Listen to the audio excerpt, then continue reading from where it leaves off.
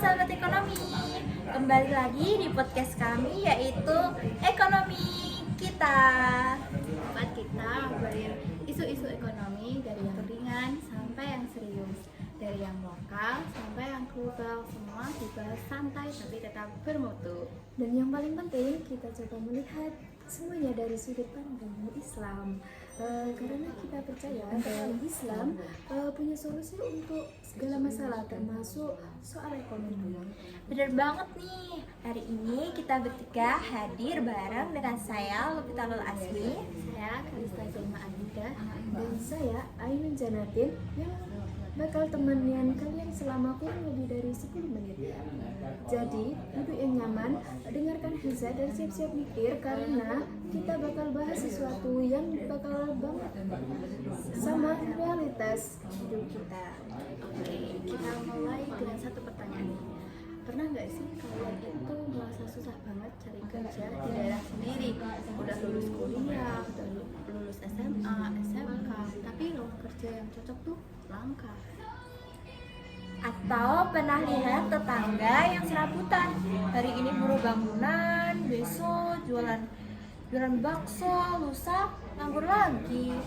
Atau kalian sendiri yang mulai duduk? Kalau iya, berarti kalian nggak sendiri karena hari ini kita bakal ngebahas satu tema paling penting, yaitu pengangguran Di Tulungagung dan solusinya lewat ekonomi Islam. Tulungagung sebagai salah satu kabupaten di Provinsi Jawa Timur yang mempunyai potensi besar dari marmer, batik, kuliner, apalagi ya pertanian. Tapi kok tingkat penganggurannya tetap jadi masalah klasik sih? Nah, itu pengen kita kupas tuntas di sini. Tapi nggak cuma bahas masalah ya, kita juga bakal ngobrolin solusi berbasis prinsip ekonomi pembangunan Islam. Karena kita juga percaya Islam itu bukan cuma agama, ibadah ritual aja, tapi juga sistem hidup yang mengatur ekonomi secara adil dan juga harus berkah tentunya. Ya, langsung saja kita masuk ke pembahasan yang pertama. Fakta dan realita pengangguran di Tulungagung. Gimana sih kondisinya di Tulungagung sekarang? Jadi gini ya teman-teman, meskipun secara statistik pengangguran di Tulungagung itu nggak setinggi kota besar kayak Surabaya, Jakarta, tapi masalahnya tuh lebih dalam dari sekedar angka. Setuju nggak sih? Banget. Soalnya banyak orang yang kerja tapi sebenarnya kerja serabutan saja. Hari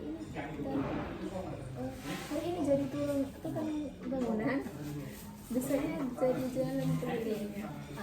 Minggu depannya. Nganggur lagi. Nah, itu yang disebut sektor informal. Nggak ada jaminan kerja, nggak ada penghasilan tetap, dan nggak ada jenjang karirnya tentunya. Jadi, meskipun nggak tercatat sebagai pengangguran, sebenarnya mereka itu rentan banget loh. Ya, dan masalah lainnya itu industri besar di Tulungagung tuh masih minim kan. Mayoritas tuh orang kerja itu di pertanian, jadi buruh tani juga kan, kerajinan marmer atau dagang-dagang kecil-kecilan lah. Makanya banyak anak muda sekarang ini akhir ini milih merantau ke Surabaya, Jakarta, bahkan ke luar negeri kayak Hong Kong atau Malaysia karena merasa di sini tuh nggak ada masa depan. Itu sih sedih sih kalau begitu ya, karena itu artinya daerah kita kehilangan tenaga muda yang produktif. Padahal kan kalau bisa berkembang di daerah kita sendiri, di sekitaran kita, semua bisa lebih seimbang kali ya. Terus yang kena dampaknya siapa? Ya masyarakat. Kalau banyak yang nggak punya kerja tetap, otomatis daya belinya menurun dong. Iya, dan itu efeknya luas banget loh. Pedagang kecil jadi sepi kan, usaha kan juga nggak laku. Ekonomi di daerah kan bisa melambat juga itu. Belum lagi dampak sosialnya. Misalnya keluarga jadi makin terbebani. Hanya satu orang yang kerja, sedangkan empat orang lainnya nunggu hasilnya saja. Belum kalau ada masalah kayak stres atau bahkan kriminalitas kecil. Ya, ada juga fenomena nikah di usia dini karena ekonomi. atau putus sekolah yang orang tuanya nggak mampu untuk membiayainya. Semua berakar dari ekonomi itu sendiri. Sekarang coba kita lihat dari sudut pandang ekonomi Islam ya. Islam itu punya sistem ekonomi yang sangat komprehensif dan adil untuk semua orang.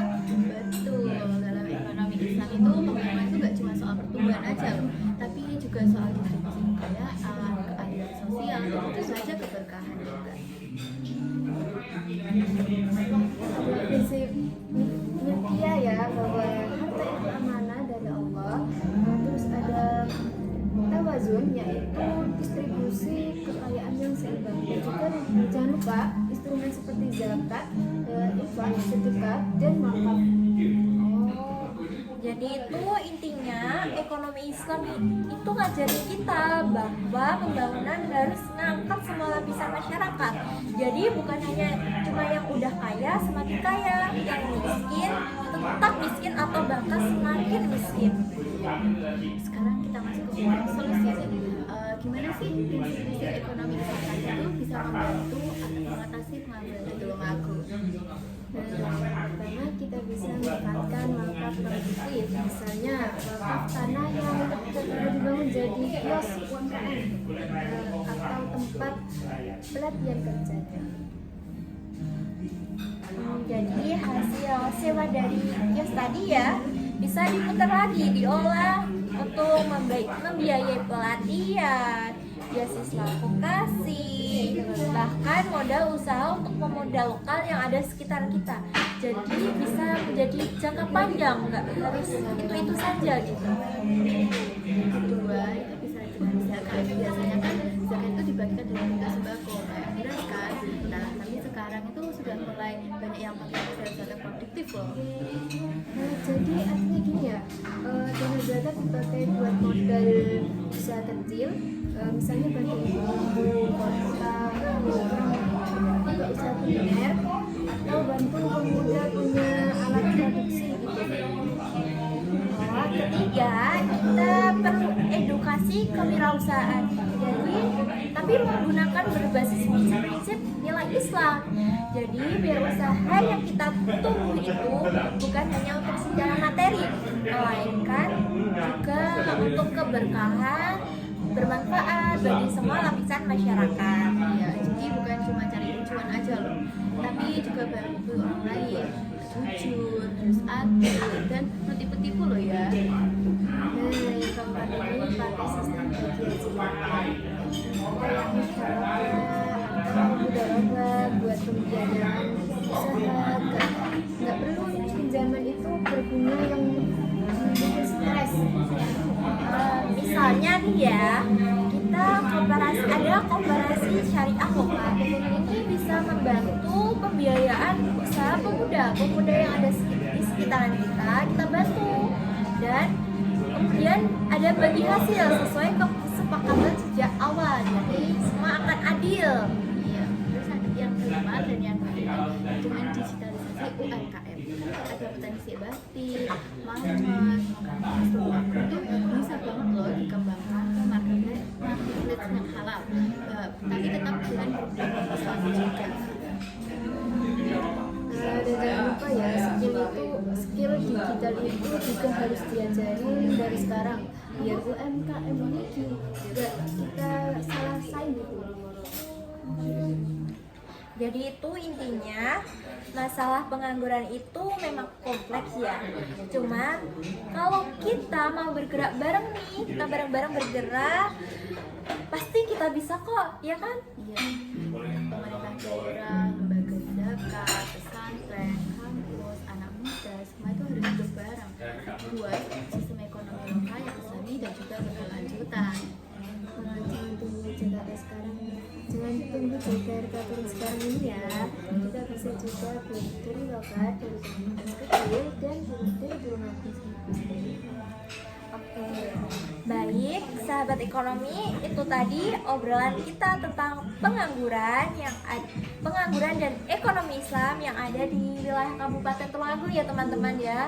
Itu tadi solusi, dari kita untuk pengangguran yang ada di Tulungagung supaya kedepannya lebih apa ya, berkelanjutan lah ya, Tapi tetap kita Islam. ya menggunakan prinsip Islam harusnya. Jadi pembangunan yang ada di Tulungagung itu biar bisa berkembang dalam jangka panjang, jadi tidak stagnan di pengangguran itu terus gitu ya. Iya. Dan semoga bermanfaat, bisa membuka wawasan kalian. Jangan lupa share podcast ini kalau menurut kalian itu penting lah ya. Tapi tentu saja penting. Ya, sampai jumpa. Wassalamualaikum warahmatullahi wabarakatuh. See you.